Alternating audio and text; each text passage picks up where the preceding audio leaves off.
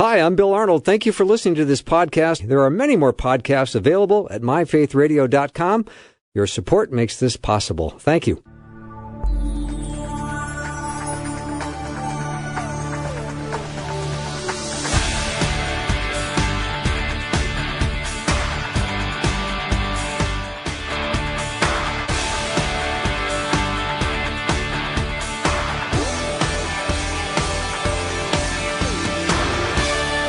And a warm welcome to the afternoon show. I'm Bill Arnold. The gospel message is the good news of God's grace. So I guess it's pretty important to know what grace is and how we constantly seek to get a better view of what grace does and how it works in our life. And it's so important that we understand that. And I'm so glad to have Dr. Peter Hill back with us. He's a professor of psychology at Rosemead School of Psychology at Biola University in California. And I've had him on before, and I just enjoyed his teaching so much that I thought, please come back and talk to us about grace. Peter, welcome back.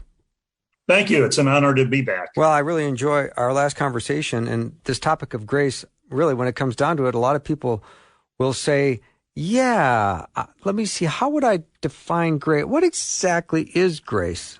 Specifically divine grace, and what does it all involve?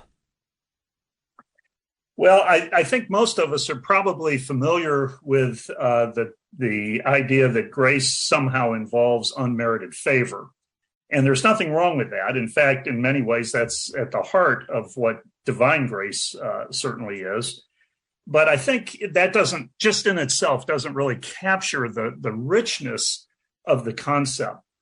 And so if we kind of just have a working definition, and I'm going to suggest one here, that grace is the gift of acceptance given unconditionally and voluntarily to an undeserving person by an unobligated giver. Okay, so now the middle part of that is kind of getting at that unmerited favor. Okay, that it's unconditionally, voluntarily to an undeserving person. But there's also in that definition the term a gift of acceptance. And I'm going to come back to that term a little bit in our discussion later today, I think. But it is a gift, first of all. Grace is a gift. And secondly, it involves some form of acceptance. Now, right now, that's acceptance by God, but I think it's even more complex than that. But also notice that I said it's by an unobligated giver. Now, a lot of times, we enter into human relationships where we do things for each other, and we might even sometimes say, oh, that person was gracious, or that person displayed grace. But oftentimes, it hints at an obligation that's there. In other words, there's sometimes social expectations concerning how the giver and the recipient should normally act. And this would just be standard things in human relationships, neighbor relationships, doing a favor for a neighbor and so forth. But it's suggested that there's a certain degree of obligation that we have as neighbors. Whereas if we're really talking about divine grace, there's absolutely no obligation that God holds. In fact, in some ways, it's more than just simply being unobligated. It's almost being anti-obligated in that there's a complete discharge of social obligations. So I think that's one of the distinctive things about divine grace, that there is really no reason why God had to provide grace to us. All right, Peter, that's an interesting start. Now, I'm trying to think as hard as I can. I'm processing this because you've given a very interesting definition and divine grace. And when you said that there is no obligation, would you say more about that? Because that's where I got a little confused. Well, okay, that sometimes in human relationships, when we think about just doing something for each other, sometimes we do feel obligated. Now, I'm gonna get into an idea that's behind this a little bit later, but we establish often our relationships with each other with sort of a model of equity in mind. I agree. And I'll give you a real quick example. When I was growing up, I was kind of this, wise guy teenager. And I used to laugh at my parents because my parents and the neighbor, both of them had large backyards and they liked to grow gardens and vegetable gardens. And there was always seems to be a race between who could provide a gift to the neighbor with the first time in the growing season. And I used to kind of make fun of my parents. Well, Mr. Mize, he provided the garden gift first this year, but you're going to go ahead and just return it. So it was kind of neutral. And that's the sense of obligation that most of us carry. We were just invited, my wife and I, over for dinner to a friend's house the other night. We're probably going to want to reciprocate that at some point. God doesn't have that metric. That's not in the cards for God, I don't think, because simply we can't repay. So that's what I mean by the fact that it's an unobligated giver when we're talking about divine grace. We have no bargaining chip, right? We have nothing he wants. No, we really don't. That's right. That's well put. Okay. All right. Why is grace so important, Dr. Peter Hill? Well, I think it's important because we have to understand why God wants to offer this free gift. And I think more than anything great, from God's perspective, at least as it's portrayed to us in the writings of the Apostle Paul, that grace is intended to build relationship. And that's what God wants from us. It is the experiential nature of this relationship that provides a much more thorough and rich pleasure that we should be having in apprehending grace and in grasping what. And there's something good and beautiful about that divine grace that's being offered. But we're not going to, it's going to be more than just some form of knowledge or it's more than a concept. As a matter of fact, my friend, Mark McMinn, I think I quoted him last time I was on your show. I read other people besides Mark, but he had a very interesting statement back around 2008 in a book that he wrote about grace. And he said, somewhere along the journey of being raised evangelical and then staying in the evangelical church as an adult, I picked up a view of sin and grace that was quite forensic in nature. That is, sin's a violation of God's moral will, and grace is God's decision to forgive our sins through the life and work of Jesus. Now, he says, I still hold to this view, but I'm gaining a new appreciation for the relational context of the Christian story.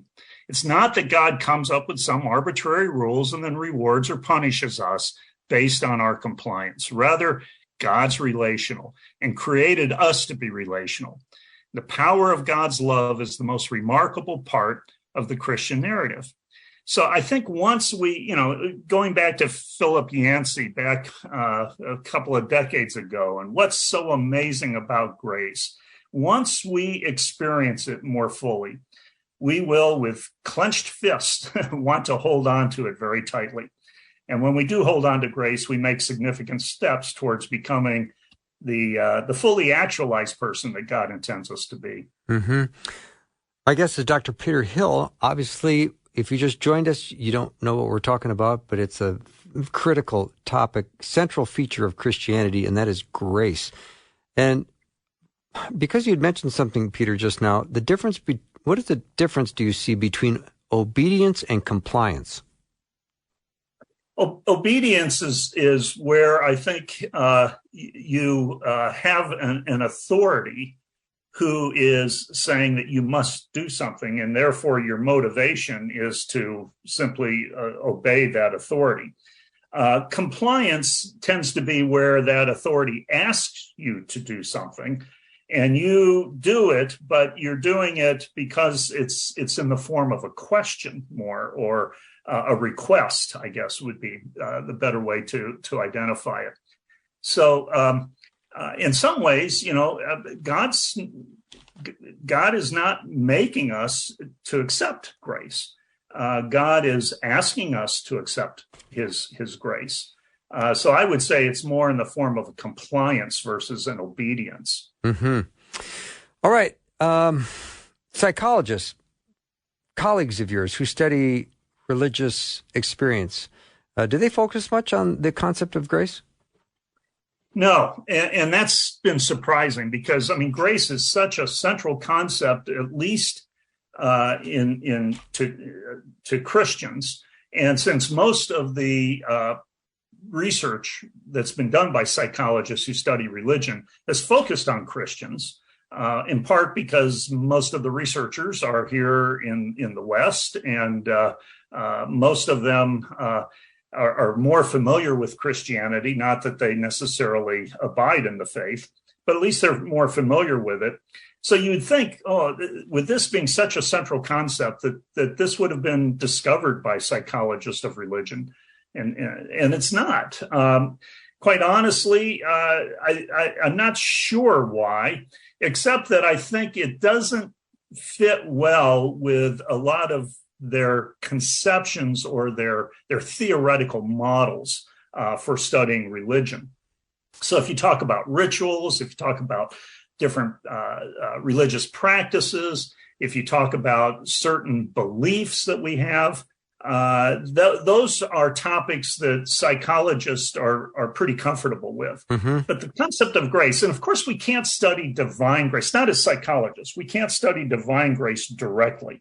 All we can study is people's perceptions of divine grace and how it works in their lives. So I think the door has been open, and I was fortunate enough to, along with a couple other colleagues, to co-author a paper, and we were able, surprisingly, to get it accepted in a mainstream psychological journal on the notion of divine grace and perceptions of divine grace. So that was as I said, it was surprising to us. We thought, well, we'll toss it out there, but we don't think it'll get accepted, but it did. Wow. Congratulations. All right. Yeah, thank you. We're going to take a little break. Peter, about 8.5 minutes ago, you dropped this little tease. You said gift of acceptance. And I want to get to that when we come back from the break. Dr. Peter Hill is my guest. We're talking about grace. And don't you love that topic? I can't get enough of talking about grace. We'll be right back.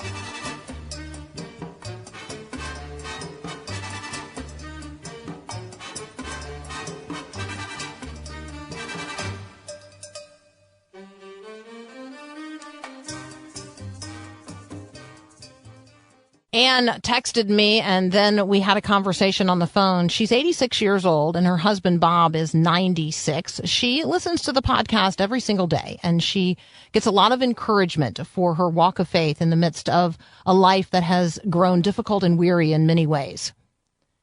Anne has a Faith Radio story, and so do you.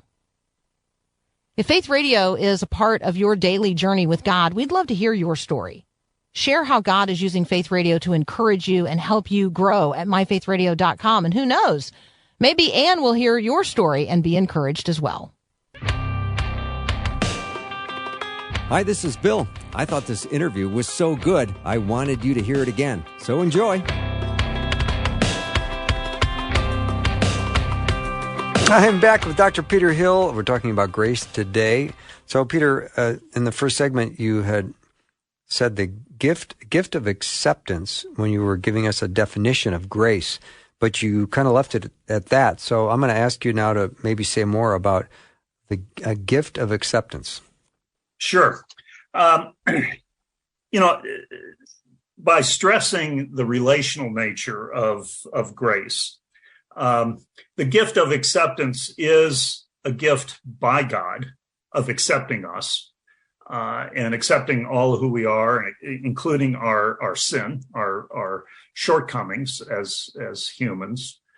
But it's also, because it's relational, there has to be a dialectic that's involved here.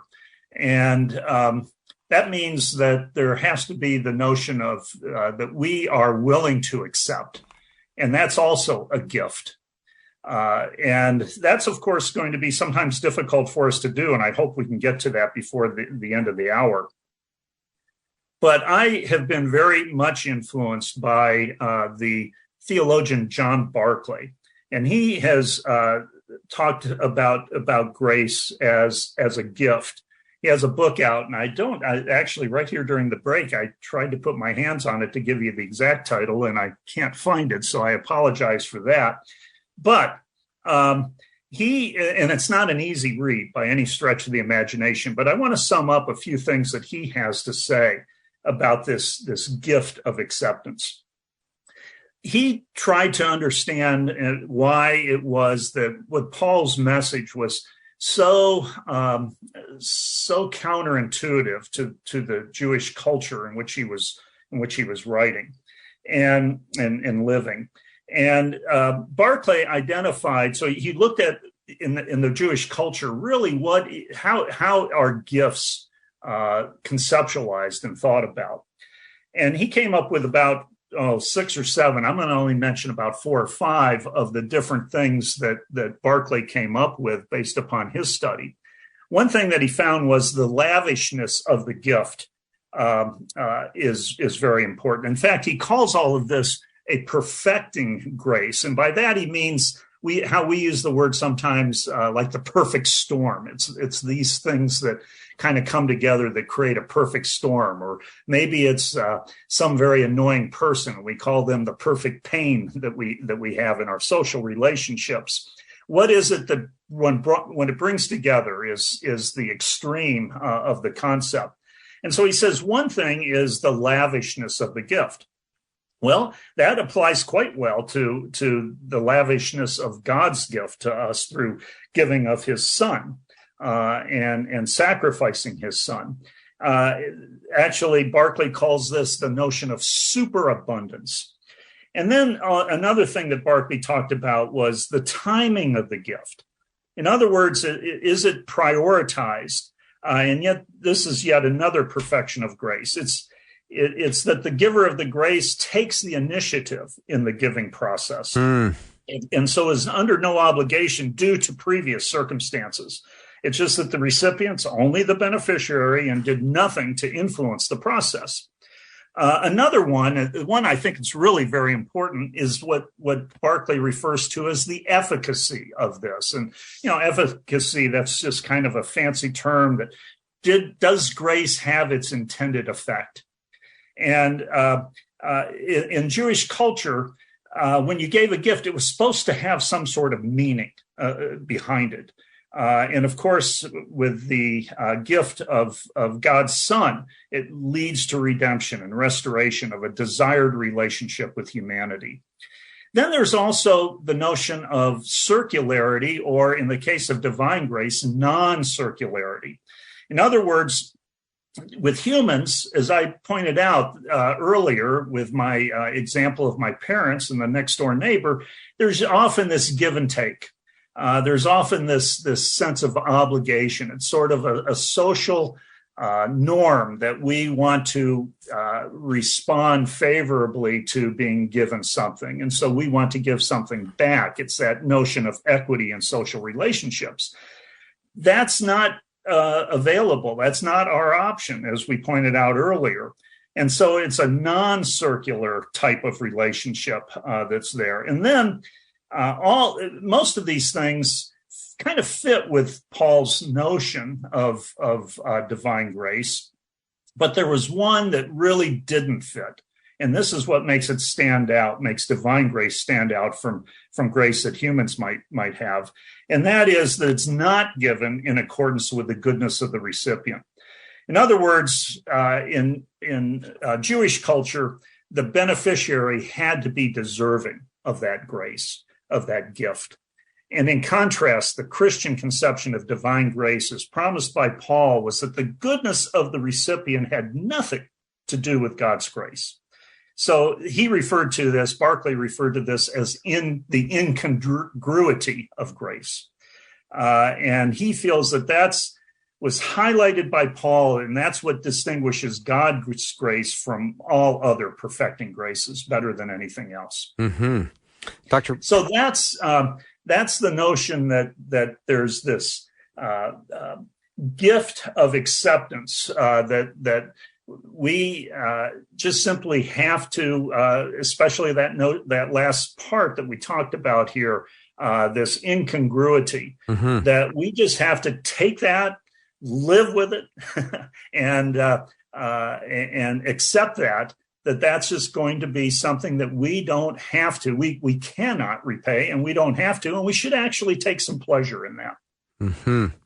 Dr. Peter Hill is my guest. We're talking about grace. Now, Peter, when I think of this Jewish tradition where you're hoping that the gift has an intended effect on the person receiving the gift, is that where we got that idea from Jewish tradition? Because I think to this day we still give gifts that are designed to have an intended effect on whoever we're giving it to.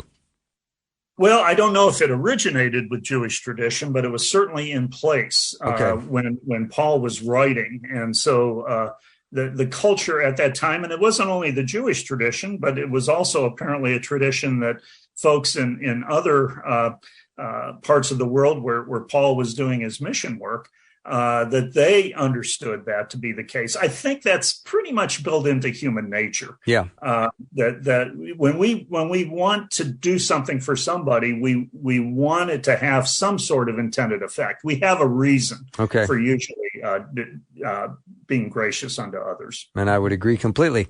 So, Peter, how does this line up with a biblical understanding of grace? Well, again, the biblical understanding of grace is rooted in first of all, in why God has given and made this a priority in his relationship. And it's the desire for fallible human beings to be able to respond to a holy and perfect and sovereign God. And so if it was anything else, if there was some sort of metric that was being used, if some sort of score was being kept, we would all be losers. We just simply cannot keep up with a holy God. But that's not what God intended. God wants us to be in relationship with him, and he has this out of his superabundance, this motivation to maintain relationship with his creation. So it fits, I think, right in. Now, there's all sorts of problems that a lot of people have about this. Sometimes we want to earn that. Mm-hmm. And maybe we can get into this topic of merit and why it is so tempting to say, well, can't we just simply earn this? Why can't we do something that justifies God's grace? And that's a complex topic. I don't know if we have time before the break to get into that one or not. Well, we don't have time before the break to get into it, but maybe just a little bit of a tease, and we'll pick it up on the other side. Okay. Well, certainly there's this concept that we'll talk about that's the belief in a just world. And most people, what's at the foundation of that belief is that people get what they deserve. Okay. And that's quite contrary to the notion of divine grace. We're not getting what we deserve. And so let's talk about why that's such a powerful concept that people seem to naturally gravitate toward. I think that's awesome. Dr. Peter Hill is my guest. He's a professor of psychology at Rosemead School of Psychology at Biola University in Southern California. We're talking about grace today. If you heard anything that you need more clarification on, or maybe a question for Peter, text it over 877-933-2484. Again, 877-933-2484. Be right back with Dr. Peter Hill.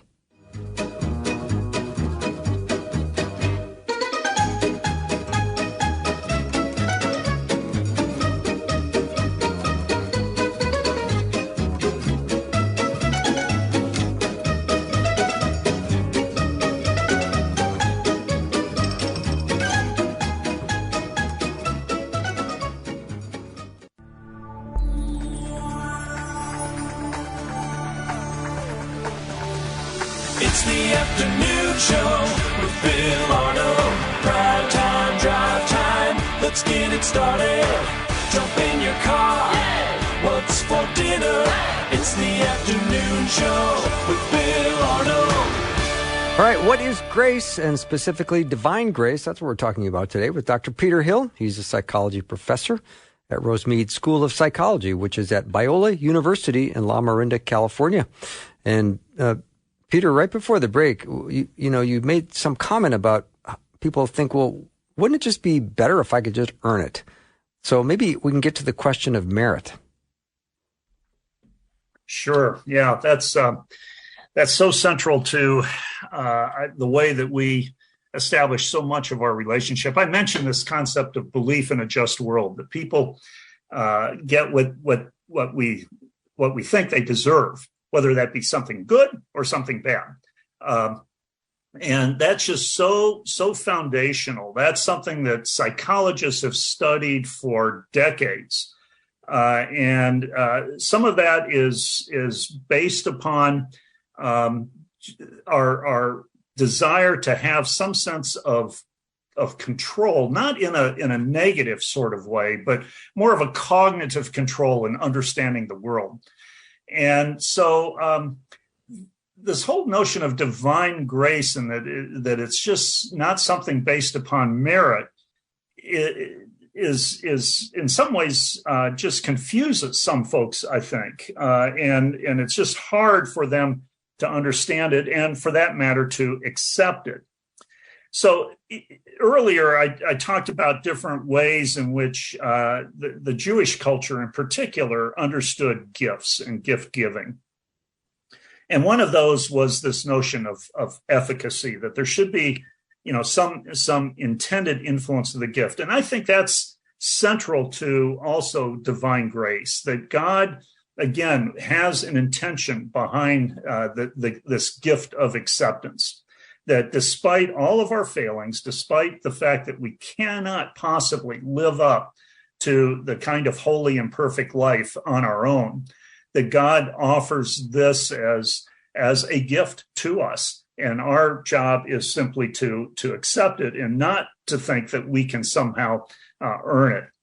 So Tullian Tchividjian, who has written about this, and in his book in 2013 on one-way love, he gave the example, he went to the biblical example of Zacchaeus.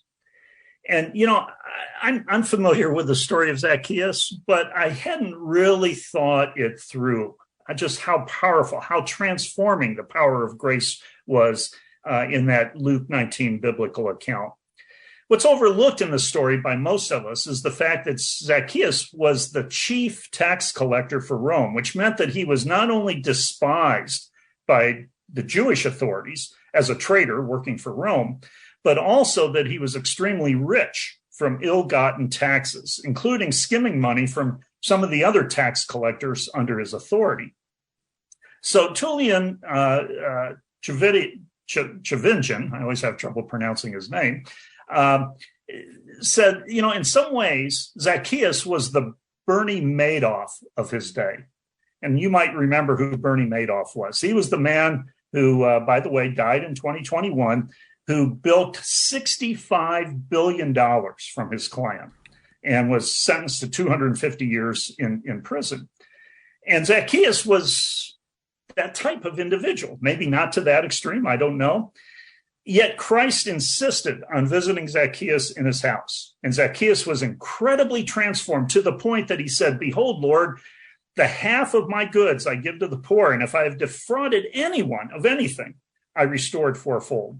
So this was a guy that wasn't caught and was in a plea bargain. He was somebody who was transformed by the grace of God, by the grace of Christ. I have another contemporary example of this. Some folks of your listeners might be familiar with the name Everett Worthington. Everett Worthington is a fine Christian professor of psychology at Virginia Commonwealth. He recently retired. But he is a leading authority on the topic of forgiveness. And incidentally, forgiveness was a topic 30 years ago that psychologists hadn't thought anything about, but it took a Christian to bring it into the mainstream of psychology. And today there's just loads of research done on forgiveness. Well, Ev, in his early days of studying forgiveness and really promoting it, had an incredible experience. He got a phone call on January 1, about 1995 or so, and he was told that his mother was murdered the night before. Today, Ev goes and visits that young man in jail and spends time with him and has actually befriended him. And that's a transforming power of grace. That's one of the best examples I can think of on a human-to-human level. That's so powerful.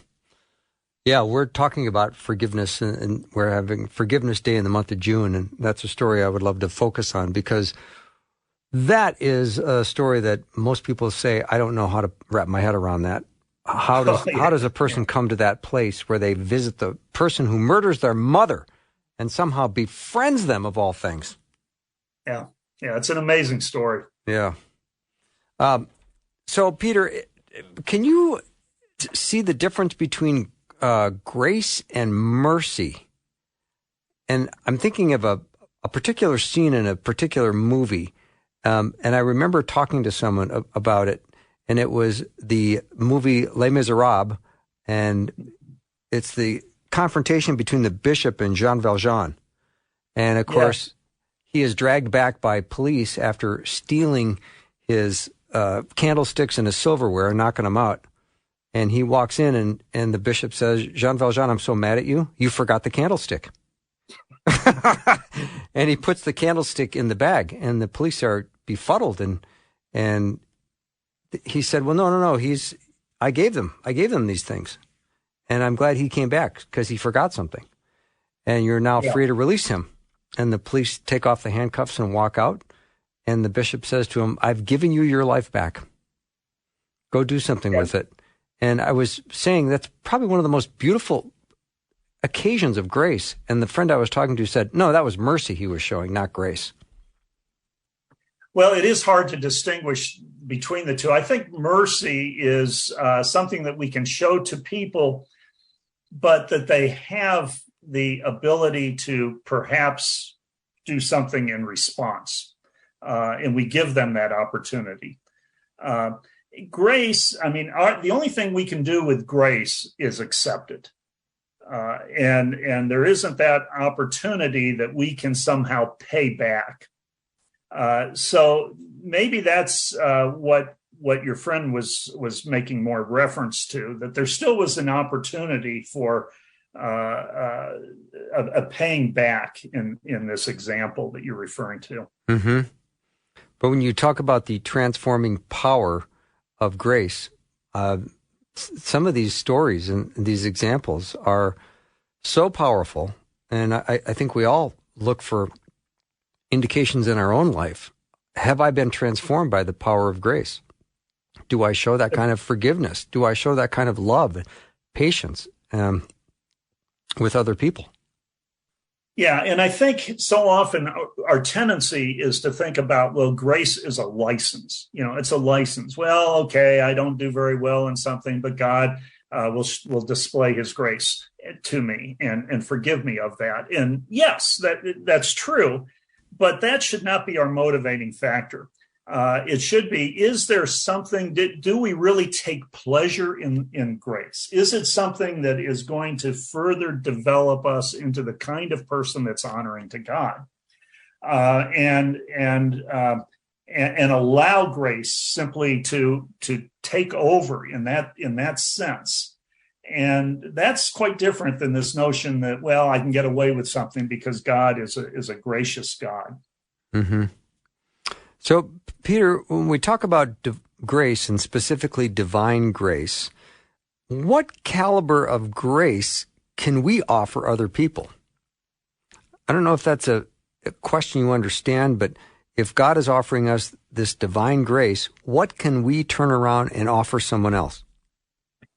Well, a common thing is, first of all, to let people know why we're doing this, and that we too value relationships on a horizontal level, just as God has displayed it to us on a vertical level.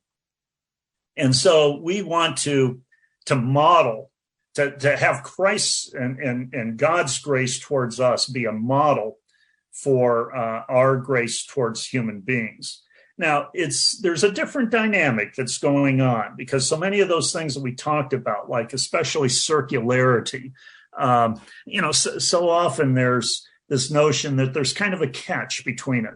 It's sort of like the salesperson who's giving his client tickets to the ball game. There's usually a catch that's there, and so it's often difficult for people to really fully experience the grace that we might want to show.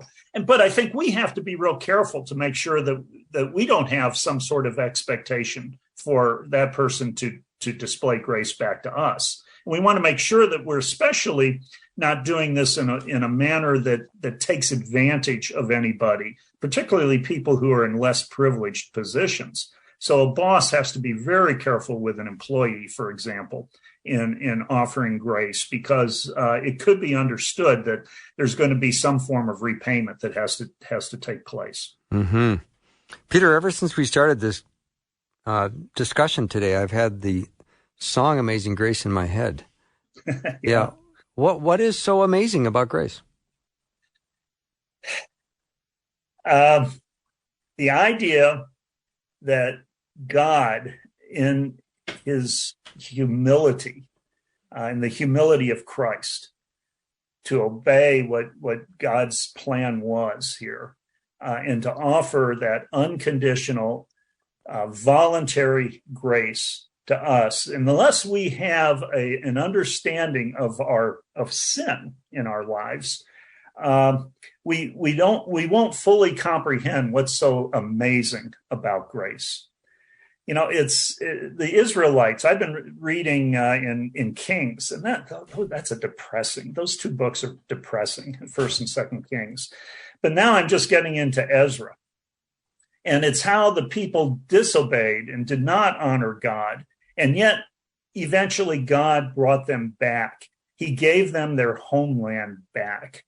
And that's the whole notion of being in exile, I think, is this notion of being away from God, out of relationship with God. You're away from where you should be. You're away from your home. That's what's so amazing about grace. He wants to bring us home. So good. All right, Peter, let me take a little break. Dr. Peter Hill is my guest as we're discussing grace. If you have any questions or comments, something you heard you'd like Peter to say more about, text it over, 877-933-2484. Again, 877-933-2484. When we come back, I want to ask him why it is so hard to accept God's grace. It's always a good time to show Christ's love to a hurting world through acts of kindness. So you can join our Kindness Always initiative at myfaithradio.com. You should check it out. And if you want to receive a daily email featuring a nice scripture graphic, you can sign up for the Verse of the Day email also at myfaithradio.com. We'll be right back.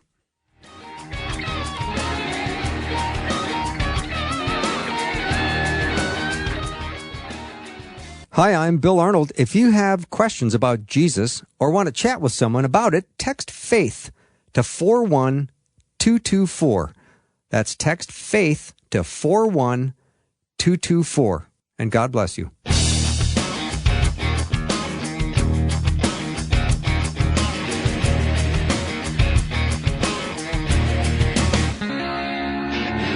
Welcome back to the show. If you just climbed in your car, I hope you had a great day. Dr. Peter Hill is my guest. We're talking about grace, God's grace. And I've been enjoying the discussion. If you missed any of it, I always encourage you to go hear the podcast because it's all there at myfaithradio.com. All right, Peter, let's ask the big question. Why is it so hard to accept God's grace? I've heard a lot of terms that have been used about grace. Counterintuitive, radical, scandalous. And I think all of this suggests that there must be some impediments to fully apprehending and experiencing God's grace. I think a couple of them that I've already mentioned, this belief in a just world. Somehow we sort of live with this metric in the back of our minds, maybe implicitly, that somehow we have to get just what we deserve, and we don't deserve much as fallen individuals. And so there might be some folks who just say, I'm not worthy. I'm not worth. There's so much shame in my life. And a related concept to that, I think, is this notion that when we talked about efficacy, I think so often when we talk about, well, what are the fruits? We often define those in human terms. And yet it seems like grace is saying, no, God is saying, define it by my terms. And my terms are accept it, live in it, take pleasure in it, and try to live up to it. But that's not the standard that I'm going to pull it away from you if you don't meet that standard. And I think that's very difficult. God certainly desires us to have change and that we are transformed, as we talked about it. But I think it's poor to think that God needs our sense of indebtedness to him, that somehow our sense of indebtedness has to be repaid. Again, God may desire such results, but I think it's poor theology, and I say this as a non-theologian, to say that an infinitely resourced God needs us to repay. And so with regards to efficacy, even though it may be that God desires for us to live a life full of grace and truth, exactly what that means and how it's impacted by human standards of what it means to measure up, I think we can become confused very quickly. Mm-hmm. I know I have it from time to time, likely developed false standards of what holiness means that really runs contrary to God's notion of grace. We can, I think that sometimes gets into some of the seeds of legalism that some folks really struggle with. So I think that's one thing. Another reason, I think, is this notion that I've already mentioned as well, and that is that we really do try to establish a sense of equity in our social relationships. Now, in social relationships, sometimes there's inequity that's built into the structure of the relationship. For instance, a boss and an employee, or a teacher and a student, that one has more authority or more privilege or however you want to think about it than the other person does. But even then, so for instance, a boss, if there's the tradition of gift giving, for instance, at Christmas time, it might be expected that the boss should be providing a nicer gift to the employee who doesn't at all receive nearly the compensation that the boss does. Well, so that's a sense of equity, once again, that's built into the relationship. And to have this kind of disparity that we have with God, of who God is and what God has done and God's love and God's perfection compared to us as sinners, it's just simply impossible to maintain any sense of the notion of equity in the relationship. But people want that equity. And so I think at times, I've got to pay back. I've got to give God something because God has done so much for me. That's keeping the individual, I believe, from fully experiencing God's grace, divine grace. Mm-hmm. Dr. Peter Hill is my guest. Peter, what are some important implications of God's grace in terms of, let's say, how we live our lives? Yeah, I recently had a conversation with a 20-something individual, not a student of mine, somebody who attends the church I attend, and she's really doubting whether or not she's doubting her salvation, basically. And one of the things that I just simply wanted to tell her, and I did say it, but I wanted to say it gently, and that is relax. The fact that you are struggling with this is a good sign. It's a sign that God is working in your life. But she was so based upon her doubts, based upon some of her behaviors that she was involved in, that she just couldn't see that.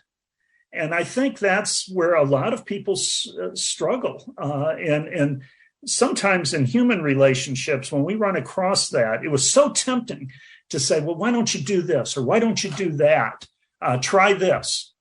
And what I think was really the message that she needed to hear was God's grace is much greater than all of our sin. And she, I don't know if she heard that message or not, but that's the message that I hope she was going to hear. Mm-hmm. When I think of grace and the immeasurable spiritual riches that we receive, and how grace helps us in every one of our needs, it really is something I could sit and think about a lot every day.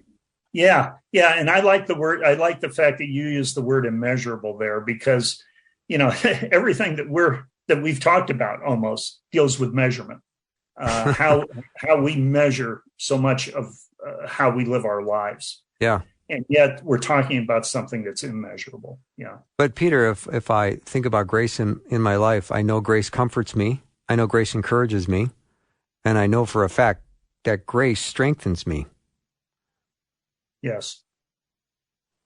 It does. It does all of those things. I mean, there should be nothing that you should take greater pleasure in, right, than God's grace. Yeah. And one day, God's grace will justify me before a holy God. That's right. And welcomes you into that, very intimate relationship that we have now. Eternity starts now, but it goes on, and it's even more wonderful as time goes by. You often hear Christians talk about any success they might have in their personal life or their ministry, or if you congratulate them on something, they're quick to say, that was the grace of God that was in me, that was able to do that. And they quickly want to deflect any kind of attention from themselves onto the grace of God. I think Paul did that as well. He was always quick to point out the grace of God that was within him. And, Jesus says, apart from me, you can do nothing. So that gift of grace is greater than any sin we're ever going to have in our life. And that abundant gift of grace is something that's new every morning, grace and mercy. Yes, right.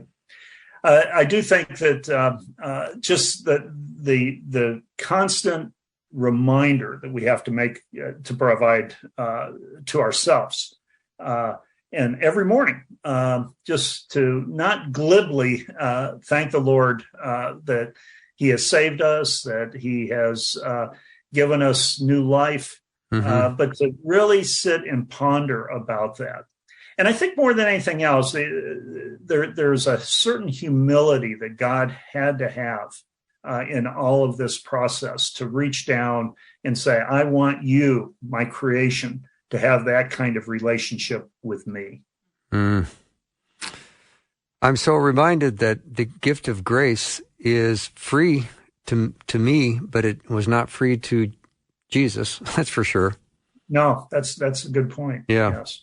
But the beautiful gift of salvation, that grace that comes with that, is such an extravagant gift. And thinking about it almost brings me to tears. Yeah. Superabundance. Yeah. I love that. Yeah. Well, Peter, such an interesting discussion. I love talking about grace, and I'm always reminded that grace there's no shortage of grace. It comes pouring out of heaven for us, and it's a magnificent thing. Yes, very much so. Well, thank you for spending time with my listeners today and coming back on the show. It's been a delight having you. I appreciate it. Really appreciate what the ministry that you have there. Thank you, Peter. I appreciate you saying that. Have a great rest of the night. You too. All right. Hey, I don't know if you've downloaded the Faith Radio app. Go to your app store and check it out. I have to say, it's It's a beautiful app. I've got mine on my iPhone, and when you download it, you just can't believe how pretty it is. And you open it up, and it's very easy to navigate your way through it.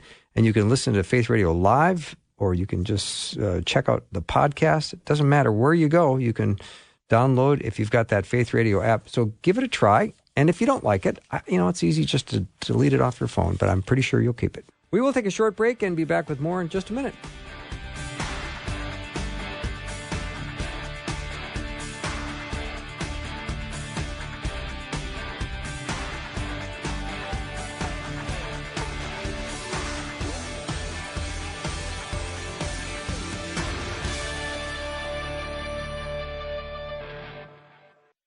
Thanks for listening. Programming like this is made available through your support.